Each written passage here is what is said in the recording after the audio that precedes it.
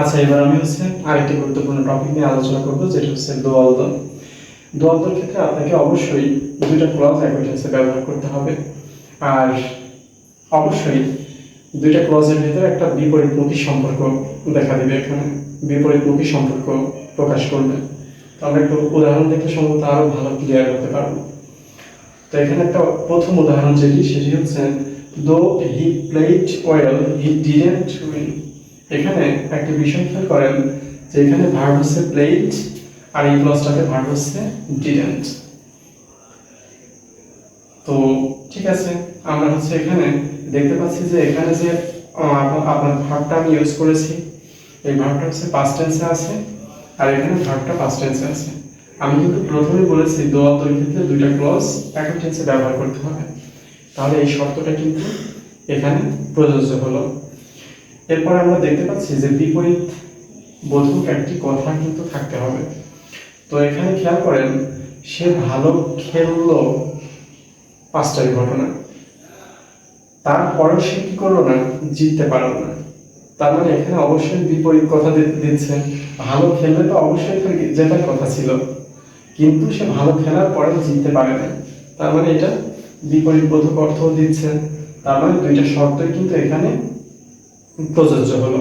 তাহলে আমরা বুঝতে পারছি যে এই বাক্যটা কিন্তু সঠিক। এখন দোয়াল ক্ষেত্রে এই ক্লজটাও আপনাকে পূরণ করতে হতে পারে, সাথে এই ক্লজটাও পূরণ করতে হতে পারে। যে কোনো একটা ক্লজ দেওয়া থাকবে আপনার, বাকিটা আপনাকে পূরণ করতে হবে। এখন আপনার যে শুধুমাত্র এই ক্লজটাই পূরণ করতে হবে বিষয়টা এমন না, আপনার এই ক্লজটাও পূরণ করতে হতে পারে।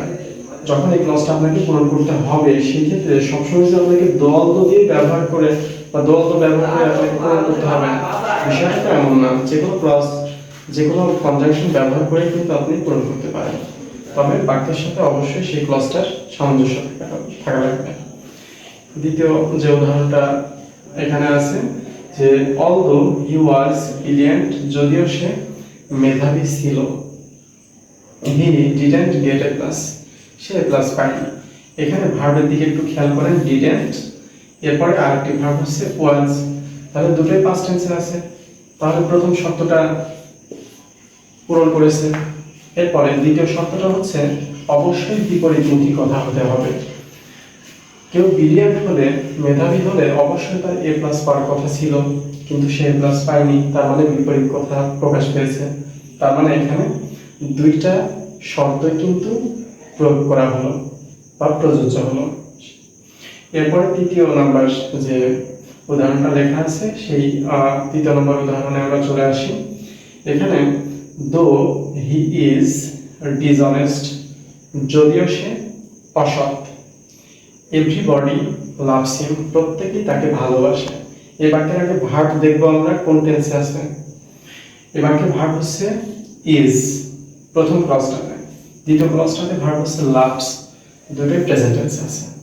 তাহলে আমরা বুঝতে পারলাম যে প্রথম যে শর্ত, দুটো ক্লজ একই টেন্সে থাকবে, সেই শর্তটা পূরণ করেছে। এরপরে দ্বিতীয় শর্তটার দিকে দেখবো যে দ্বিতীয় শর্তটা পূরণ করে কিনা। কেউ যদি ডিসঅনেস্ট হয়, অসৎ হয়, তাকে তো সবাই ঘৃণা করার কথা, কিন্তু এখানে ভালোবাসতেছে।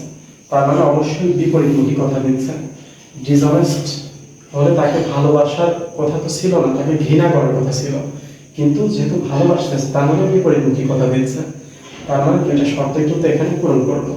তার মানে এভাবে আপনি পূরণ করতে পারেন দোয়াল ব্যবহারটা। আপনাকে শুধুমাত্র এই দুটো শর্ত মাথায় রাখতে হবে। ধন্যবাদ।